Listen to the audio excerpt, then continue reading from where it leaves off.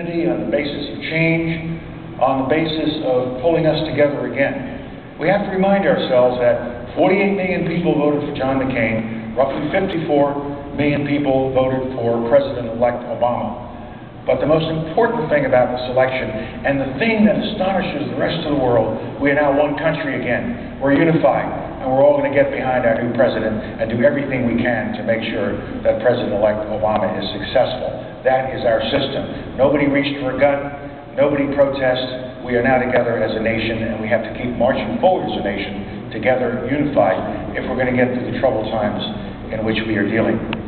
Now, when I left the State Department, people came up to me and said, now wait a minute, you're going to miss it.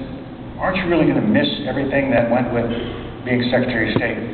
I said, no, I don't miss anything in life. I always want to go through life looking through the front windshield, not through the rearview mirror. So I always want to see what's next, not what is behind me. And the answer comes back, well, that's a pretty good response, Powell. But, you know, there's got to be something you miss about being the Secretary of State of the United States of America.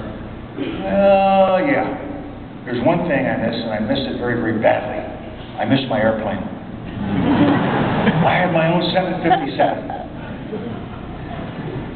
Everywhere I went, it was always waiting out at the VIP terminal.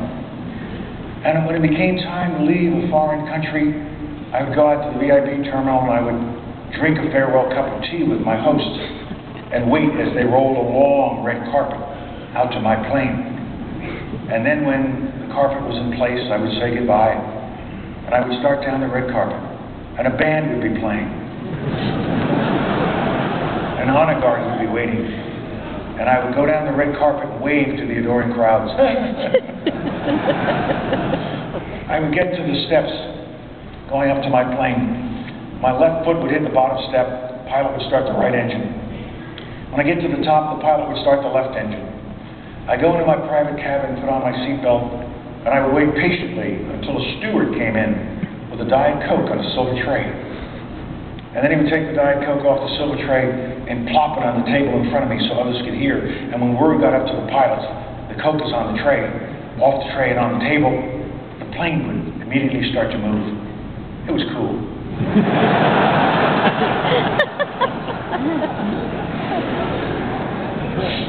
And they took my plane away and they gave it to Condi, and I haven't seen it since. It's okay. Get back to being normal. A week after I stepped down, I had to go to New York from Washington. My friends say, it's not hard. Here's what you do. Get in your car, drive down to Reagan National Airport, go to the garage. There'll be a machine there. You push a button, a ticket will come out, okay?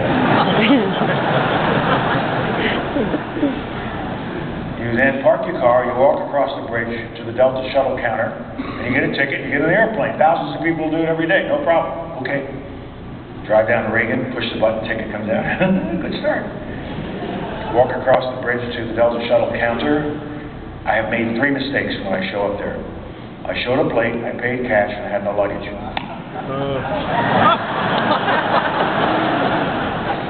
Next thing you know, I'm standing in the middle of Reagan National Airport, holding my pants up.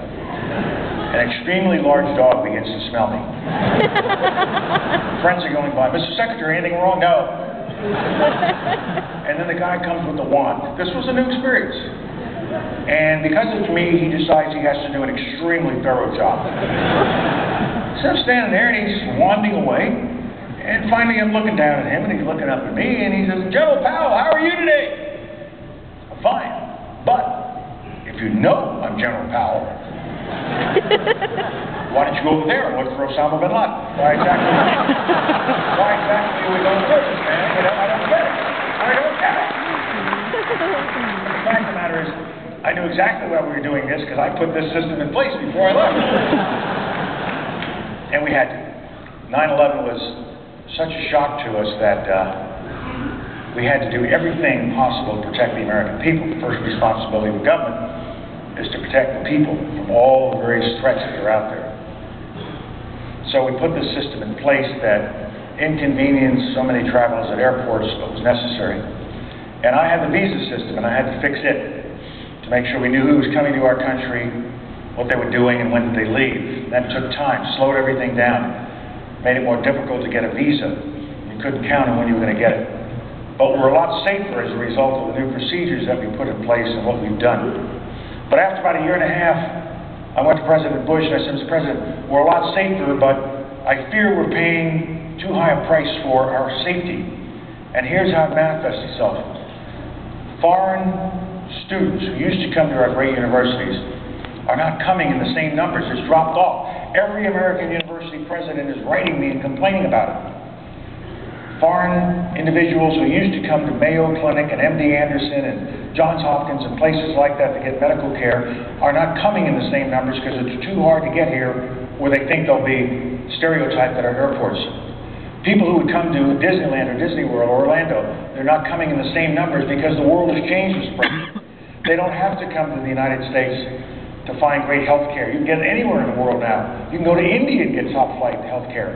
If you need Mayo Clinic, you can find Mayo Clinic extensions over the Gulf area now, in Abu Dhabi or Dubai. The world has flattened. You don't have to send your kids to the United States to get them a quality education. You can get it anywhere in the world. And what we were doing, we were essentially isolating ourselves from this flattening, connected world, pulled together by the power of the information revolution, pulled together in a way that has never been pulled before.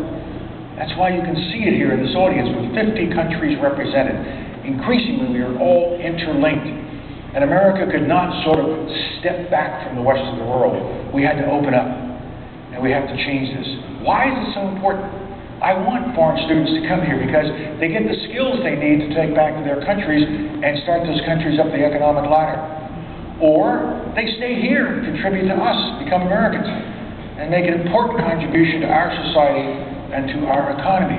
But most importantly, when people come and live with us for a couple of years or get health care here or enjoy Orlando, they go back with a better understanding of what America is all about.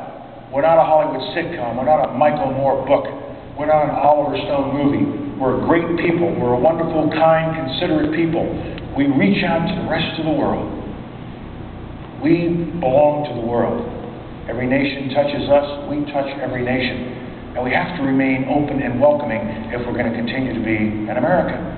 You see, a terrorist might be able to get through again, knock down a building, kill some of our fellow citizens. We'll mourn, we'll rebuild, we'll go after them. But what terrorists cannot do, what they can never do, is change the nature of who we are as a people, as an open, welcoming society, welcoming the rest of the world. Only we can do that to ourselves. If we become too fearful, if we start to shut ourselves off, well, we're not going to do that because we're proud Americans. We're not afraid of anything, and we're not afraid of some clown hiding in a cave in Pakistan. We're going to remain open and welcoming to the rest of the world. That is the best weapon we have against terrorism, and it's a weapon we must not give up. We have to remain open and welcoming to the rest of the world.